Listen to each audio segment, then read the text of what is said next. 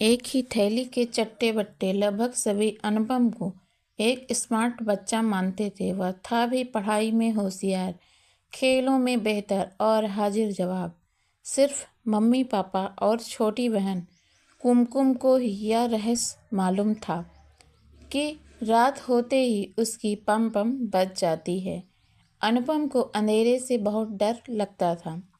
डर भी इतना कि अंधेरे कमरे में अकेले जाने की बात तो छोड़िए, मध्यम रोशनी से भी उसे घबराहट होने लगती थी। उसके कारण लंबे समय से वे लोग कोई फिल्म सिनेमा हॉल में नहीं देख पाए थे। मम्मी पापा के बेडरूम और कुमकुम के कमरे के बीच अनुपम का सुंदर हवादार कमरा था। फिर भी रात को सोने के लिए वह कुमकुम के कमरे में घुस आता था। कुमकुम को भैया से बड़ी चिढ़ छूटती, क्योंकि अनुपम सारी रात एक बड़ा सा बल्ब नाइट लैंप की तरह जलाए रखता। अनुपम को भी अपनी इस कमजोरी पर बड़ी बौखलाहट होती। वह खुद समझ नहीं पाता था कि अंधेरे में ऐसा क्या है जिसका उसे डर लगा रहता है, राक्षस या शेर? नहीं, वह जानता था कि यह सब केवल कहानियों में या जंगल में ही पाए जाते हैं। मैं नहीं जानता, मुझसे कुछ मत पूछो, यही उसका उत्तर रहता। शनिवार की शाम दफ्तर से घर लौटते समय पापा एक टेलीस्कोप प्रोजेक्ट ले आए। रविवार की पूरी सुबह और दोपहर अनुपम और पापा ने साथ बैठकर डिब्बा भर कल पुर्जों से एक पूरी टेलीस्कोप बना ली। अनुपम को इसमें काफ़ी मज़ा आ रहा था। उसे अंदाज़ा भी नहीं था कि रात होते ही यह टेलीस्कोप उसकी परेशानी का सबब बन जाएगी। इसका ध्यान तो उसे तब आया जब रात को खाना खाने के बाद सब लोग तारे देखने के लिए छत पर जाने को तैयार हो गए। इसका मतलब कुम्मी को भी इस योजना का पता था। अनुपम को गुस्सा तो आया, लेकिन अंधेरे का डर उससे भी बड़ा निकला। पापा कंधों से ठेलकर उसे छत पर ले गए। पापा का सोचना था कि चंद्रमा, तारे और नक्षत्रों की तिलस्मी दुनिया देखकर अनुपम उसमें खो जाएगा और उसका भय भी जाता रहेगा। लेकिन ऐसा कुछ भी नहीं हुआ। अनुपम की आंखें आकाश के नज़ारों से ज़्यादा आसपास के अंधेरे को टटोल रही थी। हवा से आकाश, नीम के ऊंचे पेड़ डोल रहे थे। पीपल की पत्तियां लगातार हंसे जा रही थी। पापा, ये सरसराहट कैसी है? अनुपम ने पूछा। पापा ने कहा, हो सकता है कोई गिरगिट नींद नहीं आने के कारण चहलकदमी कर रहा हो। पापा ने बड़ी आसानी से कह दिया। आधा घंटा होने को आया। नीचे लौट चलने के लिए अनुपम की छटपटाहट लगातार बढ़ती ही जा रही थी। अब तो पापा को भी अपने डरपोक बेटे पर गुस्सा आ गया। गनीमत थी कि उन्होंने अनुपम को एक चपत नहीं लगाई। अच्छी खासी हवाखोरी की किरकिरी हो गई थी। स्नेह सम्मेलन का मौसम था। वातावरण और मौज मज़े की खुनक थी। पढ़ाई का जोर कम था। एक दोपहर क्लास टीचर कक्षा में आई और मेज पर ही बैठ गई।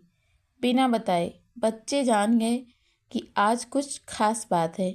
एक रेडियो जॉकी के अंदाज में हवा में हाथ लहराकर टीचर ने घोषणा की कि हम लोग पिकनिक पर जा रहे हैं। पिकनिक पूरे 2 दिन और 2 रातों की होगी। हर किसी को पिकनिक में आना जरूरी है। बच्चे तो खुशी से उछल पड़े, किलकारियाँ भरने लगे और मारे उत्तेजना की मेज थपथपाने लगी। इधर अनुपम के पेट में मारे डर के मरोड़े उठने लगे। 2 दिन तो ठीक है, घर से दूर 1 रात भी वह कैसे निकाल पाएगा। रात को खाने की मेज पर अनुपम का लटका हुआ मुंह देखकर पापा ने उसका कारण पूछा। पिकनिक की बात के साथ बिना रुके अनुपम ने यह भी बता दिया कि 2 दिनों तक मटर गश्ती करने के बजाय वह घर में रहकर पढ़ाई करना चाहता है, इसलिए पापा उसके लिए डॉक्टर के प्रमाण पत्र की व्यवस्था कर दें। पापा सब जानते थे कि पिकनिक छोड़कर अनुपम को पढ़ाई क्यों सूझ रही है। उन्होंने कड़े शब्दों में कह दिया कि अनुपम को जाना ही पड़ेगा, पढ़ाई होती रहेगी। दोस्तों के साथ मिलजुल कर रहने के मौके बार बार नहीं मिलते। पिकनिक पर जाओगे तो 2 बातें सीख कर ही आओगे। अब तो दिन के उजाले में भी खाने खेलने से अनुपम का मन उचट गया। जंगल के अंधेरे में जो होगा सो होगा। सहपाठियों के सामने पोल खुल जाएगी सो अलग। बड़ा स्मार्ट बना फिरता था बच्चू। आखिर पिकनिक का दिन आ पहुंचा। बच्चे खुशी खुशी बस में सवार हुए। गाते हंसते शोर मचाते सब चल पड़े। अनुपम अपनी सीट पर सहमा तुपका बैठा रहा। झमाझम फॉल्स पहुंचकर उसने देखा कि जंगल के बीच में खुले हिस्से में 30-35 छोटे छोटे तंबू लगे हैं। यहीं उन सबको रहना सोना था। अनुपम अपने जॉकेट के अंदर हनुमान चालीसा की पोथी बींचे हुए बस से नीचे उतरा। टीचर ने बताया कि हर तंबू में 2 बच्चे रहेंगे, अपना अपना पार्टनर चुन लो। इस बार अनुपम के सामने कोई दुविधा नहीं थी। उसने लपक कर नाहर को जा पकड़ा। सच तो उसका नाम अजीत था और वह स्कूल का जोड़ो चैंपियन था। दोस्तों ने उसका नाम अजीत उर्फ लॉयन रख छोड़ा था। हिंदी के शिक्षक ने उसका नाम बदलकर नाहर कर दिया था। अनुपम का पार्टनर बनने के लिए नाहर ने हाँ तो कह दिया था, लेकिन उसके चेहरे पर परेशानी के भाव थे।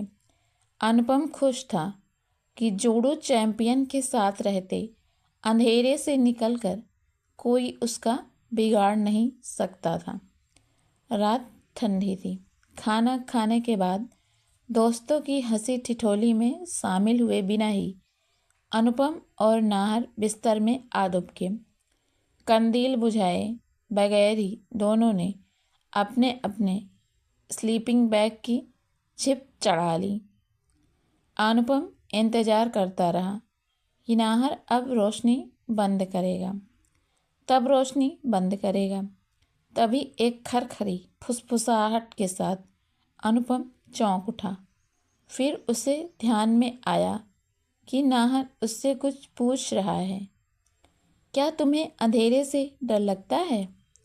अनुपम को अपना भेद खुलता लगा। अरे क्या क्या देख रहा है वह? नाहर खुद थर थर काँप रहा था। नाहर ने बताया कि उसे अंधेरे से बहुत डर लगता है। और एक आश्चर्य की बात हुई। अनुपम ने खुद को यह कहते सुना कि अंधेरे से क्या डरना। अब वह स्लीपिंग बैग परे हटाकर उठ बैठा। यह तो अद्भुत था। अनुपम को अपने आप पर विश्वास ही नहीं हो रहा था। उसने नाहर को थपथपा कर कहा कि दोस्त, तुम तो एकदम पोंगे निकले। डरो मत, मैं तुम्हारे साथ हूँ। तुम मेरा हाथ थाम लो और बेफिक्र होकर सो जाओ। अनुपम का हाथ थामकर नाहर निश्चिंत हो गया। लेकिन तुम मुस्कुरा क्यों रहे हो? कहीं यह बात सबको बता तो नहीं दोगे? नाहर ने पूछा।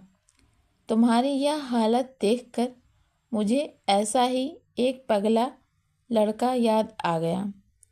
अनुपम ने दूर अंधेरे में ताकते हुए कहा, लेकिन वह पुरानी बात है।